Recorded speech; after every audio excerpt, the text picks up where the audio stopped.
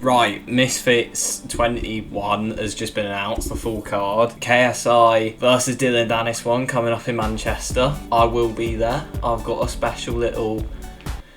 I'm really fucking out of breath after that. Yeah, I will be there. I've got a little VIP package thing. I'm going with a couple friends. We got this like lounge access thing when we're there. Yeah, it'll be pretty good. I'm so fucking unfit. I can't fucking breathe properly after doing, what, 20 seconds of punching, if that. 20 seconds of straight punching is actually a long time though. Anyway, yeah, today I'm going to be taking like a proper look at the cards, just seeing what's going. There's 8 fights so far anyway. I saw something on Twitter saying that there was potentially going to be more announced, but we'll see where that goes. The 2 fights that haven't been fully announced yet, they've only been like half announced. We've got Amir and Demi. They've not got opponents yet, or not revealed yet anyway. Amir is probably the biggest face in Misfits Pro so far. Yeah, they've been building Amir up a lot. I saw him fight in Qatar. He was really damn good, so I'm expecting a lot from him this time. Demi, I don't know much about her. I did a quick little Google earlier. She was on The Only Way Is Essex. She was on Celebs Go Dating. That's all I can gather from that. She's got 555k on Insta, so respectable numbers. Apparently her dad was a boxing coach,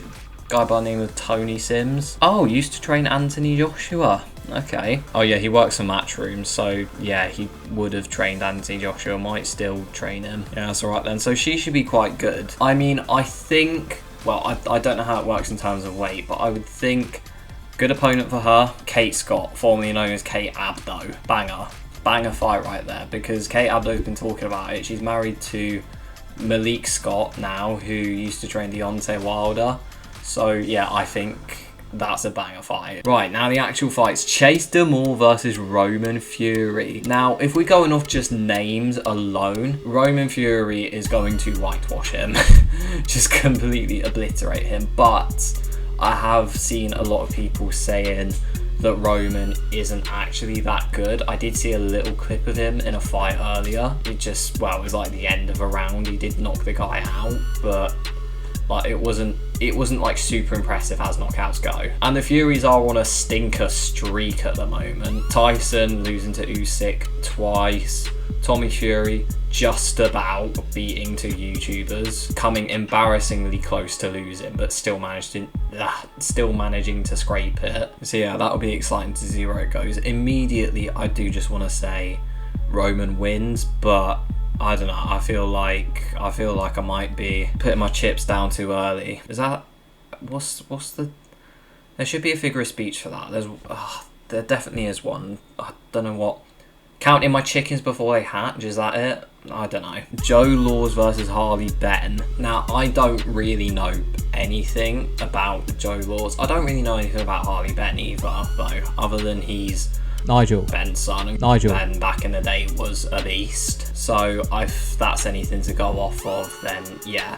Actually, I do know that Harley Benn trains at the same gym as KSI, and therefore the same gym as Derek Chisora and Michael Venom Page. Joe Laws, I mean, he's 15-3. That's a respectable record. 15-3, 5 knockouts as well. Ben is 9-2. So Laws is more experienced. Yeah, I don't know enough about either of these two to make any kind of like decent judgment on who I think is going to win. Walid Sharks versus Fox the G. Right, I've honestly really not got much to say about this one. This is a fight that's just kind of there for me, to be honest. I mean, Walid, we've seen what he's done. He's fought Dean the Great twice and lost twice. I've seen a lot of people chucking about Dean being a fraud and all of that recently, so I don't know how that's going to go. Fox the G, he's had, what, 2 impressive knockouts, like really impressive knockouts. Yeah, I've got no idea. This is another one that's just kind of there. Argentinian King versus Small Spartan J, exact same as the other one. It's just kind of there. If I had to give my verdict for Walid versus Fox, I think I'm gonna go Fox, to be honest, just on technical ability alone. I feel like Walid, he's a bit tougher, but I feel like Fox is just gonna outbox him. And then King and Jay, I'm gonna say, again, I don't know enough. It's just one of them ones where, like, you don't know. They're probably gonna fucking see this as well, so that's even worse. Yeah, I've honestly got no clue. There's another one that's just kind of there. I'm gonna give my whole verdict, the verdict of the whole card after this, because I've got things to say about it. Darren Till versus Darren Stewart. I've not seen enough from Darren Stewart to know how good he is. I mean, we've seen Darren Till as a fucking beast, so like immediately I want to say him, but again, like Darren Stewart, he's also an MMA fighter. He's, you know, he's got good boxing trainers around him.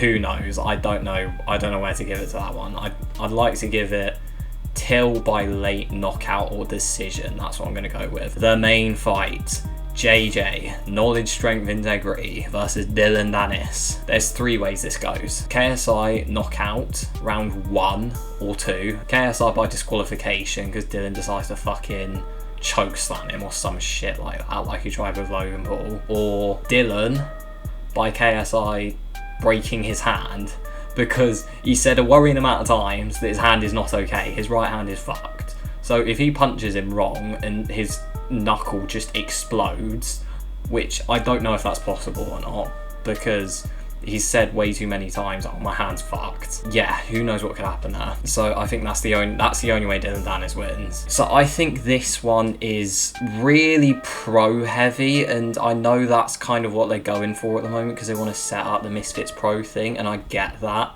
But this is a really pro-heavy card. You've got 2 MMA fighters transitioning into boxing. You've got 2 other pros with world champion blood in them. Amir Anderson, pro fighter as well. It's a pro-heavy card. And as for the 2 influencer fights, they're good, but it's like they're not my cup of tea. I would have preferred to see, you know, Salt Happy, Anthony Taylor, flipping Gibb, or someone like that. You know, for a KSI card, it's probably, I'd say, one of the worst. Maybe not as bad as 7, but like this card is nowhere near as good as Qatar was, like nowhere near. And to be honest, I get it, it's going to be hard to compare to Qatar and the Prime card, and this shouldn't be a thing like that. We're probably going to have to wait another 8-9 events before we get another banger like that, which is fine. I can wait, I can hold back.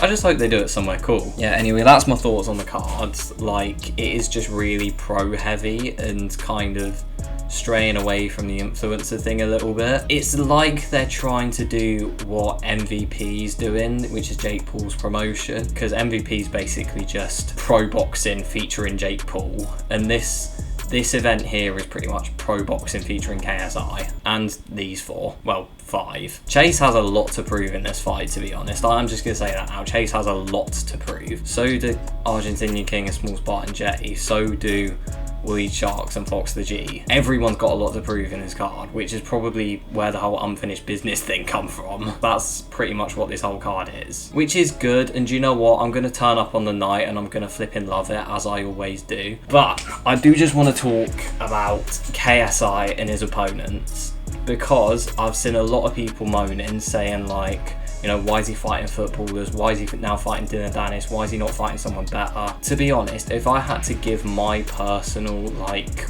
what I think should happen next, I think he should retire. And that's not me calling him like shit, saying like, oh, he's past it or anything like that. It's just, there's nothing left for him in it. Or I don't think there is anyway. I mean, for him personally, I guess it's just a case of like, you know, I want to punch someone, let's just get someone in and do it, you know, just because why not? Like the fitness aspect of it, because he knows he's going to sell tickets no matter who he fights. That's the thing. That's probably the only reason he's kept doing it. But in terms of like actually progressing, like he's already arguably beaten a pro boxer. Anything he takes now, sure, it might be different, you know, if he's fighting an MMA fighter or whatever, like it's different, but is it necessarily harder? I don't think so. I don't think there's anyone he could fight now that would be a more difficult fight than Tommy Fury. I don't think Darren Till would be, not really, anyway. I don't think Jorge Masvidal would be. I don't think, well, I know Jake Paul wouldn't be. Like, Floyd Mayweather maybe, but then again, like, he just outweighs him.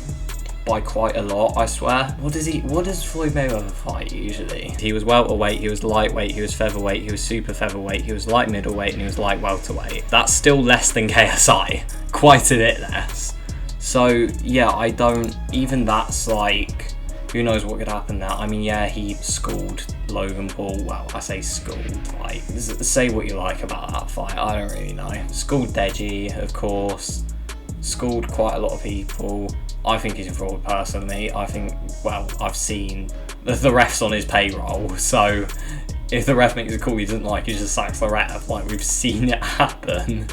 It's the stupidest thing ever as well. Like, I don't think there's anything left for him other than, I don't know, a Tommy Fury rematch, which I guess is what he's going for, probably. I mean, that's what I'd be going for. But other than that, like, I don't think anyone he faces at all will be more difficult, other than the Jake Paul fight, but that's purely just numbers. He wins that easily. Right, so in terms of, like, star power, I'm gonna give this, I mean, KSI obviously bumps it up quite a lot. I'd say Darren Till's quite a good fight. This is quite a good fight. I'm gonna give it like a 5 on star power, maybe like a 4.5 even. Or is that being a little bit harsh? I feel like it might be being a little bit harsh, but I feel like there's just better people that you could have got, especially on a KSI card. In terms of like how good the fights are gonna be, I'm gonna bump that right up to like a 7, because I reckon all these are going to be flipping banger fights. Right, I'm going to go now because I'm going to get a fucking noise complaint in a minute. Thanks for watching. See you in a bit.